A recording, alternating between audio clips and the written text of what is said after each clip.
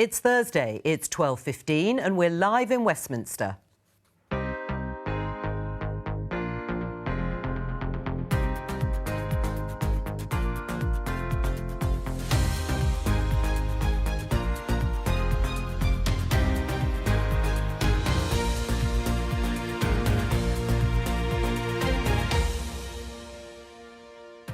With me today, Conservative MP Miriam Cates, Labour peer Shami Chakrabarti, and a brace of comedians, Conservative supporter Geoff Norcott and former Labour speechwriter Matt Forde.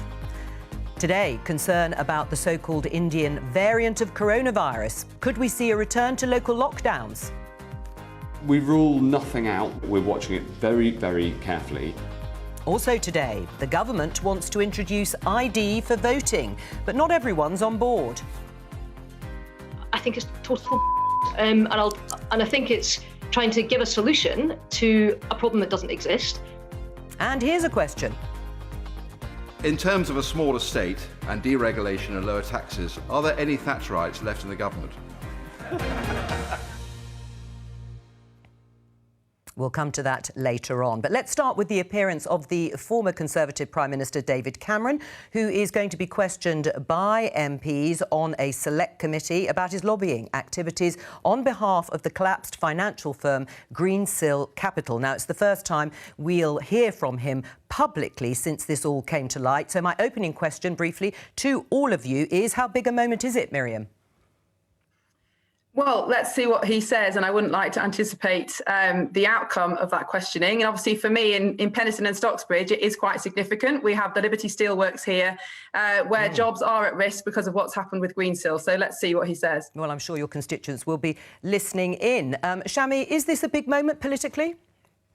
Well, again, I'm going to have to agree with Miriam that, I will wait to hear what he says. I don't think that politics will be determined in this country over these issues, but, matters of governance, matters of ethics are important in politics, and the behaviour of past ministers and prime ministers across the board is really important. The bigger questions are about a vision for the country going forward through and post-pandemic, but it's really bad for all of us who care about democratic politics if former prime ministers, whatever their stripe, are seen to be lobbying for their mates. Right. Geoff, how do you see it? It is the first time, as I said, that we will actually hear and see David Cameron having to respond to all the questions around this issue.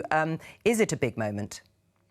Well, it's a big moment. I think it'll definitely be interesting. It will be intriguing. And it's one of those things that in the context of COVID, that in another political era would have had a lot more attention and scrutiny. But in fairness to the general public, while we're still coming out the other side of a pandemic, it's one of those things that is important, but might have been much more important if it had happened in a different time. Matt? Well, I think it's a big deal for him. This is about his legacy and how he's seen by the public. The most important person in this whole thing is David Cameron. And I think other former prime ministers will attest that life after high office can be very difficult in the way that the public view you. So for him, he certainly won't want to be seen as someone who, firstly, his record is that he delivered an outcome in a referendum that he didn't agree with, and then he's gone off and lobbied for rich people and, in a way, kind of made a bit of a fool of himself. So for him, I think this is saving a lot of personal pride and face. I also think there are political implications for the Tories here, and I agree with people who say, oh, the pandemic's the first thing on the public's mind. But that doesn't mean that all this doesn't add up somewhere. And the danger with all this is that it starts to create a smell and an impression. Now, right now, it doesn't register in the polls. But in time, come the next election, if you keep getting stories like this about the Tory party, it will absolutely start to cut through. All right, and you can watch that coverage on BBC News. I think it starts around 2:30, the appearance of David Cameron. We're going to talk about COVID. Let me show you this headline, or our viewers at least, in the Manchester Evening News. Bolton health bosses standing ready to vaccinate all over 16s if government gives green light. Now, this is in response to spikes in COVID cases in certain areas from the Indian variant, a particularly sharp rise in cases amongst the under 25s, who in the main are unvaccinated. Let's talk to the BBC's health correspondent, Catherine Burns. And I should just say that there is a regular SAGE COVID meeting happening today, but the Indian variant is likely to be pretty high up the agenda. Catherine, how serious is this? Well, if you look at the numbers, it sounds like it's very serious. So in Bolton, the cases are about 153 per 100,000. To give you context, that is around the level that Leicester was at last year when it got put into lockdown. And we've seen that cases have more than tripled in a few weeks, which all sounds terrible. But there is a big but. If this had happened at any other stage in the pandemic, it would be a real panic. But vaccines have happened now, and that is really changing the picture, because what it's done is to break that link between the number of cases and then the inevitable number of hospitalisations and deaths. And we're not so far seeing any kind of increase there. Right, but how did it actually get here? Because India was put onto the red list of countries on the 23rd of April. So public health officials in Bolton say that, they did see some cases that were obviously linked to foreign travel. Now, though, that isn't the picture anymore. This is widespread in the community there and across all age groups. So when we're looking at variants, there are three questions that really you need to answer. Is it causing more severe disease is one. It doesn't seem to be doing that.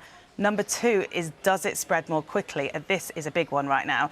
So it's still really early days. We're still getting data, but we think that this one is at least as transmissible, if not considerably more, than the Kent variant, which is the dominant one in the UK right now. And the third question is about vaccines. Does it affect them? Again, it's really early days, but there are some reasons to be optimistic on that. Right. So the Mayor of Greater Manchester, Labour Mayor Andy Burnham, is calling for surge vaccination of over 16-year-olds. What else can be done? What are the options? Yeah, because even if that happened, which is not a given by any way, because right now the vaccines are only actually allowed to be given to over 18s, and they're working down in order of age, and they're not at that age group yet. Even if that happened, it would take a few weeks for any kind of decent levels of immunity to build up. So on the ground, it's the things that we've always had to do. It's social distancing. They're doing a lot of testing in the community, both with mobile units, testing kits. They're giving people support if they need to isolate. They've got a vaccine bus going round, because in the parts of Bolton that seem to be very affected, it seems that the uptake for vaccines is about 10% less than other bits of the country. So these are the things that can be doing right now. But Matt Hancock has been asked today about this, saying, would you rule out any kind of local lockdown? And he says, we will rule nothing out. Right. We're going to discuss all of this. But before I let you go, Catherine, can you just tell us about the data that is out today from NHS England about patients awaiting treatment and the backlog? Yeah, this is really the legacy of COVID we're looking at. So the headline number is nearly 5 million people in England right now waiting for routine treatment. The thing that I think really interesting, though, is the number of people who've been waiting for more than a year. So before the pandemic, we were looking at about just under 2,000 people who'd been waiting for more than a year, which was a lot. These are people with painful conditions often. Now that number, 436,000. That's massive. The Institute for Fiscal Studies is talking about this, saying this is going to take billions and several years to sort out. The NHS has put some money up towards this. The government is giving the NHS an extra 160 million to tackle it. They'll be doing things like extra clinics on weekends, virtual assessments.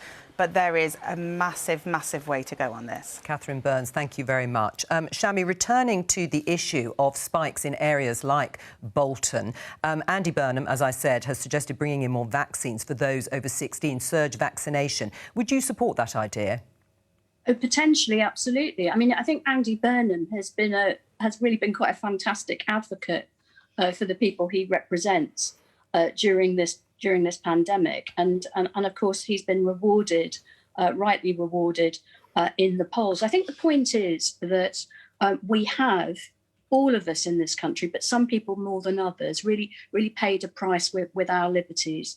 And people in Greater Manchester and other parts of the north have been in local lockdowns that have meant they've been in lockdown for more weeks than some people in other parts of the country. If we're not ruling out local lockdowns or even a slower release from the national lockdown, let's also not rule out more supportive and less intrusive policies like, for example, vaccinating younger people, giving more financial support for self-isolation and so on. Right. Well, Miriam, on that, because there are parts of the country, as Shami says, that have been in lockdown of one form or another, more than other parts of the country. The Prime Minister has said increasing vaccines in Bolton for that younger age group is not top of the list of priorities. Should it be?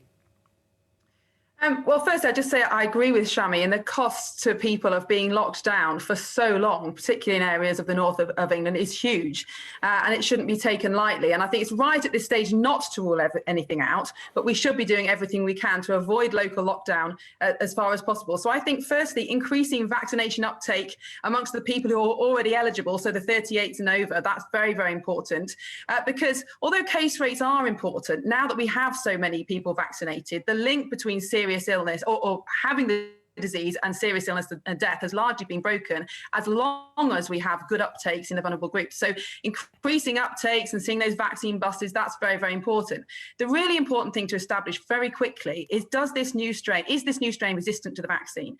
If it isn't, then we do have a problem on our hands. But if it is covered by the vaccine, then as long as we continue the uptake of the vaccination programme, then it should be successfully controlled. But I do think we should be very cautious before imposing any further lockdowns, particularly on areas that have been locked down for so long. Oh, Jeff, you're nodding. In fact, we've just heard from the Prime Minister that at the moment it certainly won't derail or delay the roadmap, and we're looking at Monday the 17th of May as one stage, and then, of course, lifting all restrictions, legal restrictions on June the 21st. Do you agree with him?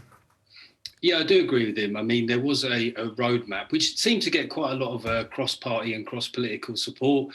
We were told at the time that, we just needed a fair wind, and the government sort of expended a fair bit of wind on telling us just how good the wind has been generally. So we've been sold, an idea. There's been a lot of buy-in, a very positive response to the vaccination, massive reduction in numbers, massive reduction, thankfully, in fatalities. But I do think that, if there is a point where they do have to return to measures, I think that, it has to be a last resort rather than a first resort, because on an ongoing basis, if they do have to go back to some sort of restrictive measures, there needs to be, it needs to happen in the context of people understanding that they've had some freedom back. You can't keep people locked down forever, and there is an issue with mass non-compliance. That's something that worries me in certain places, is that we need at least the illusion that the state and the police can impose restrictions on people. If enough people become tired enough with being locked down for long enough, you might start to see mass non-compliance. And I think it's important that we give people enough liberty as we can, while we can. Matt? Well, I think you have to keep people safe first and foremost. There's no good saying, oh, well, the political pressure's building on us to let people out in areas if it's running hot with COVID.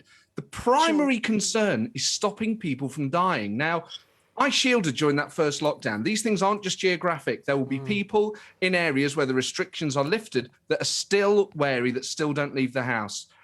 Once you lose sight of that primary objective to protect life, to stop people getting ill, you are pandering to different priorities. And I totally understand why those priorities are important. You have to balance all those risks.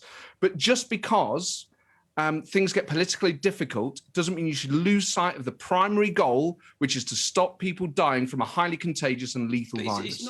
It's not just about political difficulties. As we heard in the introduction, we're hearing about waiting lists and the cost of billions that could be a consequence of that. So I understand you shouldn't just do it because of a populist reaction to people being locked down again, but there's real-term consequences to this that we perhaps now, with some benefit of vaccination, we have to equivocate more keenly between. Shami? Joe, just one final point on all of this. So I completely agree with life before everything. And supportive measures, not just restrictive ones, getting the balance right. But crucially, when we're talking about variants, I want to remind people of the importance of vaccinating the whole planet. And we haven't done enough as an international community. And sometimes countries like the UK and even the EU have been in a roadblock to vaccinating the planet because we haven't waived the patents and we haven't done enough to make sure that capacity is built up in places like India and Africa and elsewhere. And the development of these various mutations just demonstrates that we're not just interconnected as a country, we're interconnected as a planet, and we really need to be working better collaboratively at the international level. Right. I mean, it's interesting because we've had this discussion about whether some of the vaccines here, the second doses, for example, should be diverted to other parts of the world, for example, like India, Shami. And certainly Labour is saying no to that, but I certainly publicly, I take your point. But Miriam, is it a salutary reminder of this phrase, you know, none of us is safe until we're all safe? Yes, it is. And the nature of vaccines is they do mutate.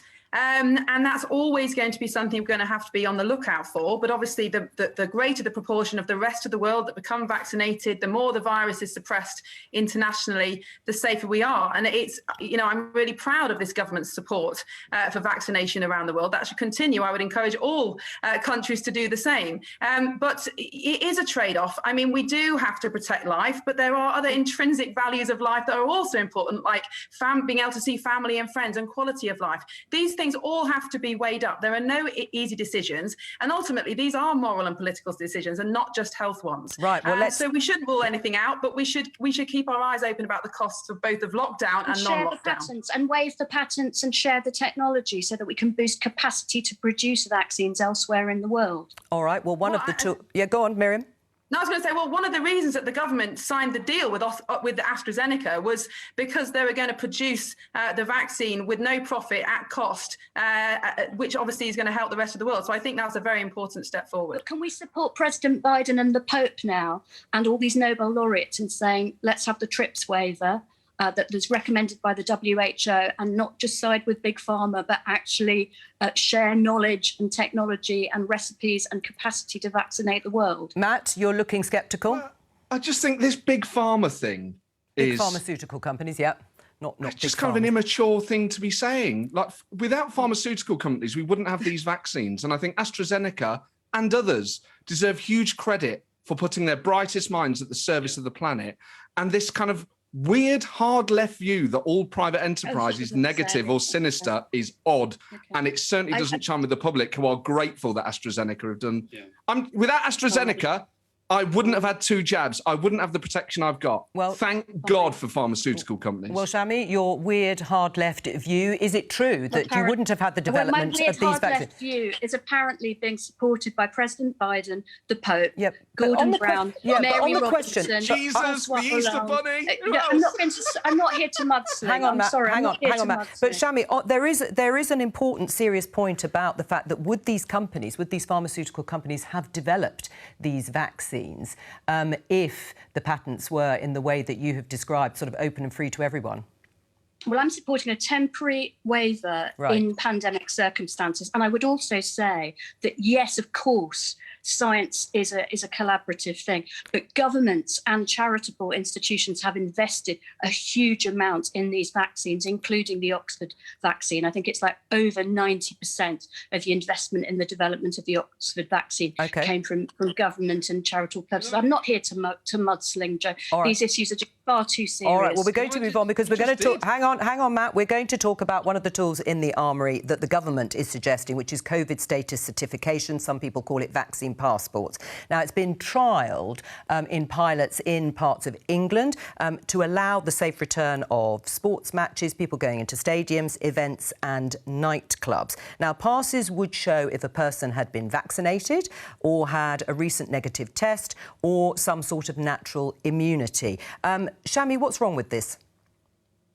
Well, I mean, you know, I've been involved in debates about compulsory ID cards for many years, as you know, Joe. But this isn't a compulsory ID card, is it? This is a certification to show whether or not, as I say, you've been vaccinated, you'd had a negative test or natural immunity. Yeah. But actually, this would be the most, in a way, this would be the most dangerous compulsory ID of all, because it is about your intimate health data. The other problem that I have, so it's a recipe for, it would be policed in the community by bouncers and public Republicans and so on. It's a recipe for discrimination and bullying and so on. But also, I am worried in the context of potential surges and so on, that it will create a false sense of confidence. If it's not safe for us to go back into the community, we shouldn't be wooed into the community because some of us have a certificate. I'm worried that the testing that would require would not be reliable enough, and I'm worried that it would be harmful to civil liberties, but also not actually be safe. Right, bad idea on all sorts of fronts, Miriam. Well, I think let's be clear about what the government have said. They're investigating this, but made very clear that they're not intending to introduce vaccine passports for everyday domestic services, so going on a train, going to the shop. So let's be clear, that is not what's on the table here. And also, let's be clear, the difference between vaccine certification, which is just part of your medical notes to show when you've had the vaccine and what type, and vaccine passports, which is something entirely different. But would you be in favour of it being rolled out? Would you be in favour of it being rolled out? I think we're going to end up with some sort of passports for international travel. I think that's beyond our control in the UK. But I would not support any sort of vaccine passport that would restrict your access to normal everyday life. And I think in this country, our attitude to the health status of individuals is very much characterised by tolerance, by privacy, by dignity. And any change to that is very serious. And a vaccine passport where you'd have to show your vaccination status, your medical status for everyday reasons would be a departure from that tolerance. Well, it would change the relationship between citizens and the state, and I think we should be very cautious about doing anything like that. What about if a nightclub owner or someone running a comedy gig, for example, wanted to have people safely, as they would put it, COVID secure, but they wanted to see the certification? You're saying that shouldn't happen, Miriam? Well, firstly, I would question the scientific reason behind that. Obviously, we can't introduce anything like this until everybody's been offered a vaccine. By that point, we anticipate that levels of COVID will be so low and the link between infection and death will be broken. Okay. So if you are vaccinated yourself, you are safe. Right. You can still transmit the disease less likely. So what would be the advantage in that circumstance of having the vaccine passport? But also, do we really want to get into a situation where pub owners, nightclub owners are responsible for enforcing some sort of health legislation? I'm not keen on that. I think it would be a big departure from, British tolerance. OK, well, agreement's broken out there between you two. Matt, what about you? You've got a stage show coming up, I think, fairly shortly, haven't you? The Political Party with Matt Forde. Would you be in favour of vaccine passports so that more people can go to your show? Well, thank you for the plug, Joe. It's on the 24th and 25th of May and the 2nd of June at the Garrick Theatre and at the Vaudeville with guests including the former MP for Hartlepool, Peter Mandelson, and the current leader of the opposition, Keir Starmer. Enough of the plug, yes. I think it's really difficult, this, because I agree that you've always got to balance these things, and you have to balance the public health risks, you have to keep people safe, but you need to let economic activity return. And what is the safest way to do that? And if you can have some sort of proof that you've got a negative test or that you've been vaccinated, that suggests, dispassionately, that there's a road in which you can allow some safe activity to return. Now, I appreciate that there are other considerations, but we are in an imperfect situation where you're trying to do the greatest good as imperfectly as you possibly can. And it's very, very difficult. But I don't think it's the huge assault on civil liberties that other people do. I don't think it's unreasonable for a period of time that isn't going to be permanent, because, to be fair to the government, the vaccine programme is being rolled out very, very quickly. And I don't think it's unreasonable for a short amount of time. I mean, you've got a situation where, as I say, for 3 months I didn't leave the house at all. There are plenty of people whose liberties are going to continue to be restricted beyond this period, even when you're talking about having vaccine passports. So people have paid a price for this pandemic in various different ways. You have to do the safest possible thing that allows you to get some activity. And if some sort of vaccine certification is that, I'm not necessarily against it. What about you, Jeff? You're touring as well. Some of these venues are opening next week. They can open from the 17th of May. If you could pack it out more than having some sort of social distance or half capacity, what's not to like? Well, absolutely. You know, as many people as possible, you know, and as a Conservative, obviously I'm going to go with that. I mean, look, I don't like the idea of it at all. And I would come back, you know, it's good to hear what Miriam's saying, but it would be better to hear that if a government hadn't kind of switched positions so many times, both during the pandemic itself. You know, the goalposts were moved on what it would take in terms of a vaccination threshold for us to get out and about. So brilliant. If that is the position, let's hope that they stick to it. But I think it's really important, like this is a threshold that you cross in terms of a power that you give the government. And unfortunately, governments of both stripes don't have a fantastic record of saying, oh, this context has now changed. Here's your power back. And, you know, historically, we will have to account for this. Everything that's happening now, we will have to account for it. And if we were to allow something like this to be imposed on people at a time when numbers are as they are, I think that is a very tricky thing to account for. And I'm very much against COVID passports. Right. Miriam, it would only be for a temporary period of time, as the other panellists have said. Would it not help drive economic activity? Well, I think some people may feel safer if they believe they're at an event in a place where everybody there has been vaccinated. And, you know, we have to take that into consideration. But I think what we would be doing is setting a precedent and making a permanent change to our societal values, which I don't think we should do, or certainly not without extensive debate and consensus on it. And I think if the vaccination programme is as successful as it is being now, if we continue to drive down cases, if we continue to drive down serious illness and deaths, then I don't believe there will be a need for it. And I don't believe there are a call for it. I think the government is right to look at all options right now, but the government has clearly said that they're not looking at vaccine passports in the context of normal domestic services. Right. I mean, Shami, we're talking... So important. Right. Well, and the timescale that's being talked about, let's say we get to June the 21st and there aren't these certification passports, whatever we want to call them, for entry to pubs or nightclubs or theatres. Would you be happy then to see full capacity in those sorts of venues, Shami? Do you think it would be safe enough just to say, no, you don't need certification, we're just going to pack it to the rafters? Well, I think it's either safe or it's not. And I don't believe that this certification is going to be a determinant of whether it's safe or not. Because to do it on the kind of scale required would create too many false positives and negatives. You'd have to do it on the scale, you'd have to have the kind of home testing that isn't reliable enough. It's reliable enough for surge testing and you know, for testing the spread of the pandemic, but not for determining people's liberties or the safety to unlock the lockdown. So I don't think it would be a reliable public health measure. I also agree so much with Miriam and Jeff as to the dangers, not just for liberty, but also for discrimination.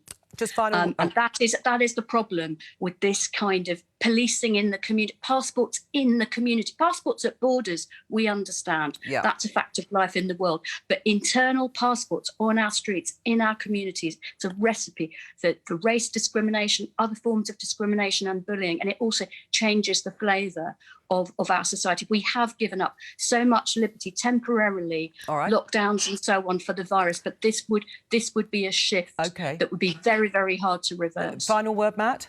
Well, I think there's another issue here, actually, which is there are lots of people, there's a significant proportion, a minority, admittedly, of people who aren't taking up the vaccine. Now, at the moment, that's their right, but they don't also get the right to mix in areas with people who've been more sensible and more publicly minded. If you're not taking the vaccine, you're putting yourself at risk and you're putting society at risk. And that's, frankly, I think that's the price you pay for not having it. Can I just come in on that? Yeah, briefly, because we're going to move on. But go on, Miriam. Oh, sorry. Well, I think there is a sense that every citizen, unless they have a good reason, does have a duty to take the vaccine if they can.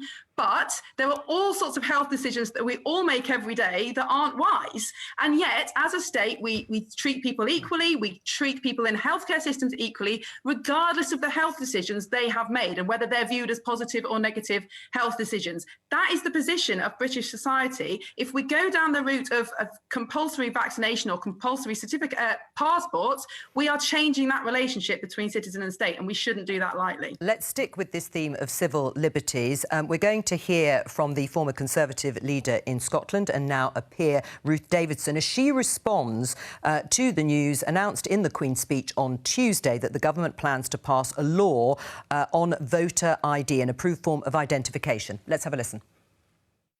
in terms of this particular part of the Queen's speech, I think it's total and I think it's trying to give a solution to a problem that doesn't exist, and that makes it politics as performance. And I think that given where we are and the year we've had, we've got real problems to solve in this country. And the idea that this is some sort of legislative priority, I think, is for the birds. It's a solution that doesn't exist, according to Ruth Davidson. Miriam, do you agree? No, I don't agree with her, and I fear that Shami and I are going to stop agreeing right now. Yeah. But I think I don't believe it's a problem. We can disagree kindly, and we can disagree well. That's fine. I completely agree with you on that. So I think the question for me is, why wouldn't we want our electoral system to be secure? And it's true there are very few prosecutions for voter fraud, although plenty of allegations. But actually, our system is not secure. I mean, I lost my own polling card last week, and all you have to do is turn up at your polling station and state your name and address. Now, in wards where turnout can be as low as 20% or 30%, if you're minded to impersonate someone else, you've got a very high chance of getting away with it. And in some areas, I mean, a ward in Barnsley was decided this time on a coin toss. So there are some very narrow majorities around that could very much be influenced by voter fraud. And there are plenty of other countries, like France, Germany, Canada, Northern Ireland, that do have voter ID. And I think the important thing is that for anyone who doesn't have the right forms of ID, and we believe that 98% of the population actually does, the government will provide, through local authorities, free voter cards. So it won't exclude anyone. You already have to register to vote every year anyway, actively claiming your right to vote. Yes. So if there was just another box on the form saying, I need voter ID, then I don't see it as a liberties issue. It's just an enforcement of an existing law, which is voter fraud is illegal. Well, that's the case is for it. Shami, the case against? I think I agree with Ruth Davidson, I have to say, and I think she probably put it in a more pithy way than but we won't repeat the word she used. I don't think the evidence is there that this is a serious problem. I don't think it would just be another tick of a box. I think this would amount in practice, whatever the supposed intentions, to voter suppression, and at a time when we should be encouraging more people to vote, not putting blocks in their way. I think at the moment there are millions of people that don't have passports and driving licenses, that can't afford the 75 quid for a passport application, for example. And whilst I hear Miriam, and I do respect, by the way she conducts debate on this programme. It's an absolute pleasure to debate her. I do think that even if we're asking people to plan in advance and apply for local government photo ID, this will discourage the sort of people who aren't like us, who don't live and breathe politics, who have to be nudged and encouraged to go and vote, literally kicked out of bed by your mum on the day to go to the polls. They're not going to plan in advance. So that will be, to some extent, younger people, but at the other end of the scale, older people who are put off by forms, who aren't online, homeless people who can currently vote, black and minority people. There'll be all sorts of people who'll be discouraged by extra hurdles, extra bureaucracy, and that's this is a fundamental right. And I would say, with the hugest respect to Miriam, there's an inconsistency between her position on this and her position just now on internal COVID passports. All right, well, let Miriam respond. It's a form of internal passport that is affecting one of your fundamental democratic rights, in this case, to vote. Miriam? Thank you. Well, I think the reason that I see it differently as the vaccine passports is that this isn't about changing liberty or changing people's rights. It's actually just an enforcement of an existing rule, which is voter fraud is illegal. This is just about enforcing that to make sure that our democratic systems are secure. Whereas I think the COVID vaccination is a complete new idea, a new settlement, and a potentially dangerous one. And I think that the way around this is, firstly, the bill hasn't yet been published. There's plenty of time to debate the detail. We could pilot it to see what effect it did have on turnout. And actually, in Northern Ireland, they've had voter ID since 2003, and they have higher turnout than we do here. So I think piloting it is the correct way to make sure that it doesn't have any negative effects, and to iron out any difficulties in getting any ID for people who don't have the documents that they're required at the moment. OK, I don't think the two of you are going to persuade the other, certainly not for the moment. So we're going to move on. Take a listen to this, because you heard it in the headlines. Let's hear a bit more. When this is over, In terms of a smaller state and deregulation and lower taxes, are there any Thatcherites left in the government?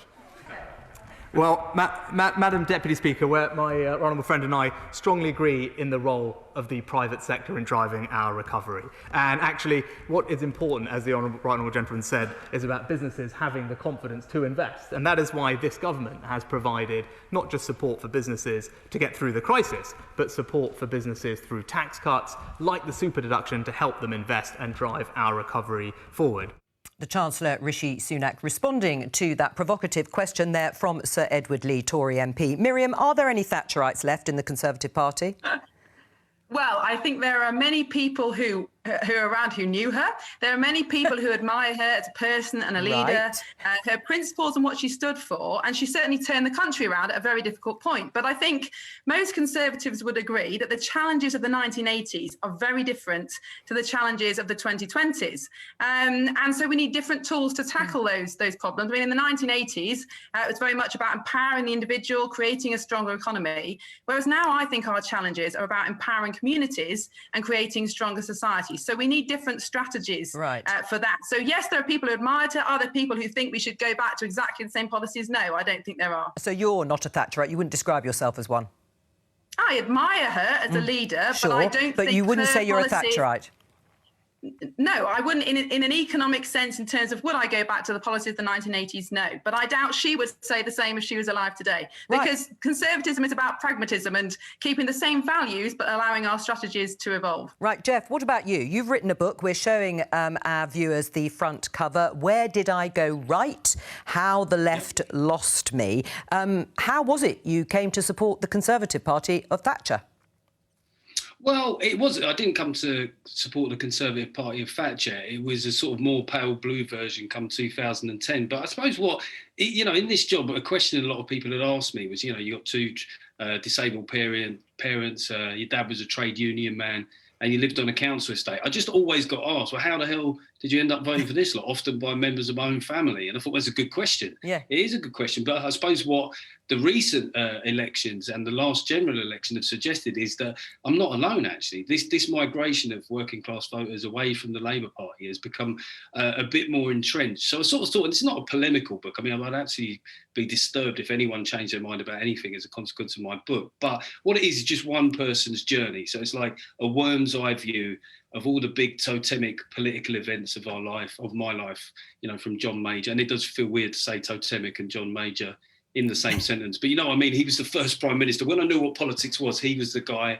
Then the credit crunch, then Brexit. And it's just all my experience. And I suppose I'm acknowledging, people often say, but you're biased. I'm like, yeah, I am biased. But I'm also intrigued as to how I got to that point. And that is what the book is, really. And as well as that, both my parents were very political.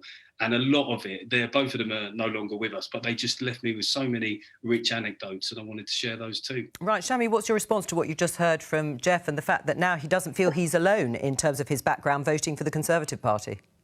Well, the evidence suggests he's not. Could we have the name of Jeff's book again, please? We had Matt's comedy show plugged, so can we have the name of Jeff's book again? Because I'd like to read it. Were you not listening when I read it the first time? Go on, Jeff. Here. It's Where Did I Go Right? Brackets, How the Left Lost Me. The brackets are important. Yes, Shami. So I think that the pandemic in particular obviously forced and accelerated the need for much greater community and government intervention to support people in their lives. There's no question about that. Now, the debate that will be going on in the Conservative Party is about how quick to pull away from that. And I think that it's really important that Labour, as it did in World War II, unites, that's quite important, unites to present a post-pandemic vision of a better and more equal society. Because whilst there's been all of this very necessary intervention to support people through this horrible time, it's also going to be important that we equalise after the pandemic. Boris Johnson talks about levelling up, but at the moment we're more unequal than ever and set to be more unequal than ever. Right. So we need more intervention, not less intervention. But I also think that the Labour Party needs to get away from internecine nonsense, frankly, Matt, some of which you were levelling at me, I think a bit unfairly earlier, and concentrate on policy, on values, on policy, and what we're offering to people in a 1945 moment. Well, let's hear from Matt, because it sounds like Shami's saying the Tories have parked their tanks on Labour's lawn, certainly economically. I mean, does Keir Starmer have anywhere to go, Matt? Yes, he does. I think one of Keir Starmer's big strengths is his record as Director of Public Prosecutions. Labour hasn't talked about crime in a way that's really connected with the public since about 2005. And Keir Starmer has a track record of prosecuting bad guys. And I think that is something that you could really outflank the government on. And there's an elephant in the room we're not addressing here. Part of the reason why working class people have deserted the Labour Party, and of course, this happened under Thatcher. Thatcher's victories were built on working class support because of things like Right to Buy and because of the irrelevance of the Labour Party, is the guy that Shami worked for.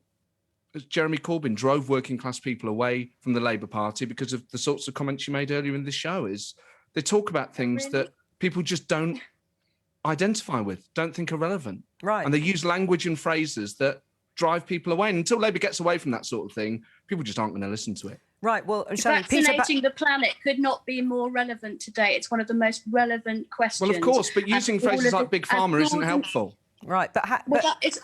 look, forget that. Yeah, can I just say on this law and order? Can you answer the point that because Peter Mandelson, as you know, former cabinet minister, former MP in Hartlepool, the by-election was lost, did also say it was the Jeremy Corbyn cast a long shadow, I think is how he put it. We've had Tony Blair writing in the New Statesman criticising both Jeremy Corbyn and Keir Starmer. He said Corbyn was radical but not sensible. Keir seemed sensible but not radical. Now, we can talk about whether he should stay stum or stop being a backseat driver in a minute. But Shami, just generally, what's your response to what Matt says, that actually the losses were under Corbyn?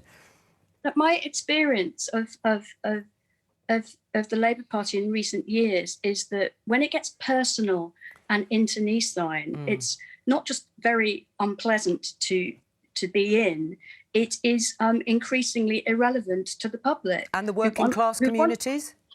Well, to all communities. I mean, Matt makes a point about law and order, and I think it is relevant that Keir Starmer can say, you know, I was the director of public prosecution. I've known Keir for many years as a human rights lawyer and as a director of public prosecutions. But there's another point here, which is that the current government, it's not a Thatcherite government, it's in danger of becoming a populist, nationalist, authoritarian government that says one law for us and another for you. We've been debating voter suppression. We've got a bill going through Parliament that would suppress peaceful dissent that my colleague David Blunkett has written against. You know, Labour needs to not just talk about law and order, which is vital, but also talk about people's precious rights and freedoms in the face of this kind of authoritarianism as well. Jeff? It comes down to even simpler things as well. I mean, you remember what happened with the Lib Dems and tuition fees? What a long shadow that cast. It wasn't more than a year and a half ago where the Labour Party, right? Democracy is the only time when your vote is the same as everyone else's, right? So Jacob Rees-Moggs, Shami's, Matt's, mine, they're all exactly the same. And the Labour Party flipped to a position of supporting a second referendum. And that, if you think about how sort of influential tuition fees were on people thinking about voting Lib Dem, it's going to cast a much longer shadow over the Labour Party. And the other thing was, and this is something that Labour did successfully under Blair, which was just own the idea of aspiration, that like there was nothing wrong with wanting to do all right for yourself. If anything, when you come from a working class background, the imperative to improve your situation for you and the people around you is even greater. And I think it's not just under Starmer or even Corbyn. This started under Miliband and it's gone back a long way, is that the brand of Labour is a sort of victim-based brand. It's not a very positive thing to associate yourself with. And Shami's talking about nationalism. I don't think that's very sort of prominent in the minds of most of the people that have turned to vote Conservative. It's simply a case that the offer currently, and this might not be forever from the Conservative Party, is a more appealing one. Right, not the party of aspiration, Shami. Well, I think that look. I am a beneficiary of state education, and like Neil Kinnock, Lord Kinnock before me, owe every life chance I've ever had to the welfare state, to state education, to going to university with no tuition fees, etc., etc. My aspirations in life were fulfilled with that kind All of right. community and state We're support. running I out do of time, agree with Shami. Jeff. I do agree with Jeff that we need to be aspirational, but we can't have this crushing of our liberties either. And one law for people in government and another law for people in All right, well, communities. that's all we've got time for, Shami, because we're out of the show. So I'm going to have to interrupt you from all of us here. Bye-bye.